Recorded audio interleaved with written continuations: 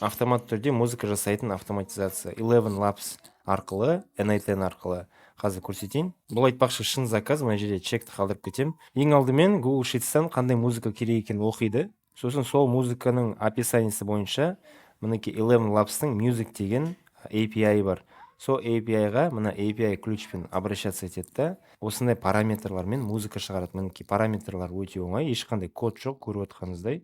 Мінекей промпт қана беріледі, осындай музыка керек. Музыканың ұзындығы қанша миллисекунд керек екені жазылған, и және қандай модель арқылы жасаймыз, сол жазылған болды. Осыдан кейін шыққан музыканы Google Drive-ға загружать етеді автомат түрде, и Excel-ге сол музыкаға сілтеме қояды. Сол арқылы клиент автомат түрде банағы Eleven Labs-қа барып, музыканы генерировать етпей, бірден уже дайын музыканы алып отырады. Осындай автоматизация клиенттің уақытын үнемдейді. Сондықтан осындай автоматизацияларға клиенттер ақша төлейді, заказ береді. Бұл N10 автоматизацияны өзінің жабық қауымдастығына мінекей салып қойдым, сол жерден жүктеп ала аласыз. Бұл жабық топта мен N10-ді 0-ден бастап үйреттім. Мінекей көптеген сабақтар бар. WhatsApp бот жасау, Telegram бот жасау, TikTok бот жасау. Жалпы принципті түсінесіз, қалай автоматизация жасалады жасанды интеллект арқылы. Қалай API арқылы бір-бірімен байланыстыруға болады, интеграция жасауға болады. Сосын SNG-дағы Amos CRM деген ең танымал CRM жүйе бар, сонымен қалай интеграция жасаймыз, сол да үйретілген.